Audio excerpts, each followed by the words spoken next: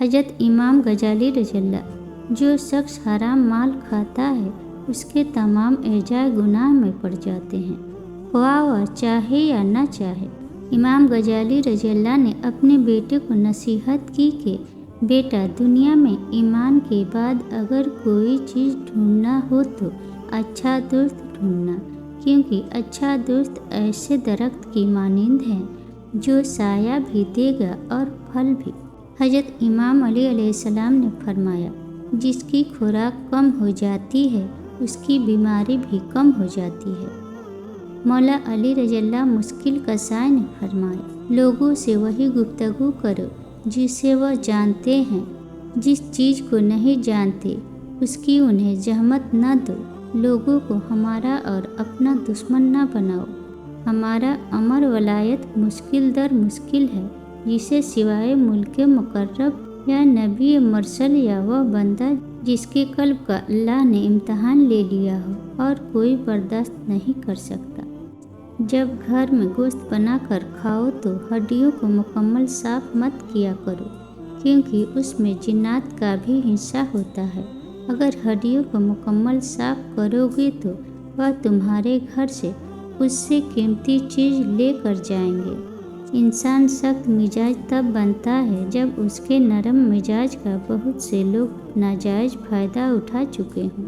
امام غزالی رحمۃ اللہ علیہ نے فرمایا، سب انسان مردہ ہیں، زندہ وہ ہے جو علم والے ہیں، سب علم والے سوئے ہوئے ہیں، بیدار وہ ہیں جو عمل والے ہیں، تمام عمل والے گھاٹے میں ہیں، فائدے میں وہ ہے جو اخلاص والے ہیں، سب اخلاص والے خطرے میں ہیں، کامیاب وہ ہے جو تکبر سے پاک ہے۔ رشتے کبھی بھی قدرتی موت نہیں مرتے، ان کو ہمیشہ انسان ہی قتل کرتا ہے۔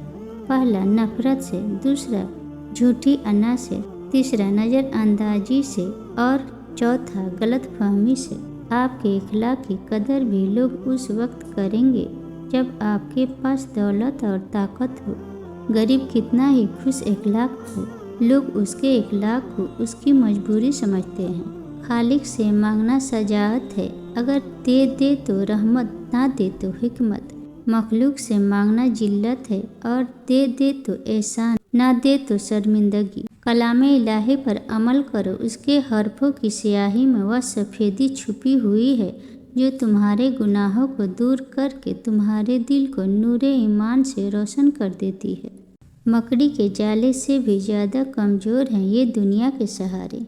اس سے فرق نہیں پڑتا کہ آپ کتنے قیمتی، کتنے قابل اور کتنے اہم ہیں۔ اگر آپ ناقدروں کے ہاتھ لگ گئے ہوئے ہیں تو آپ بیکار ہیں۔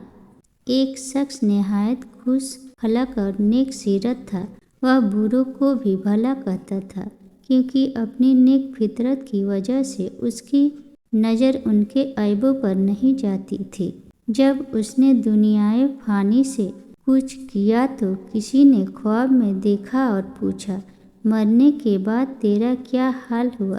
اس نے ہنستے ہوئے جواب دیا کہ الحمدللہ، مجھ پر کوئی سختی نہیں کی گئی، کیونکہ میں نے کبھی بھی کسی کے ساتھ سختی نہ کی تھی۔ حضرت علی رضی اللہ، سارے دنیا کے سارے لوگ تجھے اپنے فائدے کے لیے چاہتے ہیں، صرف تیرا رب ہی ہے جو تجھے تیرے فائدے کے لیے چاہتا ہے۔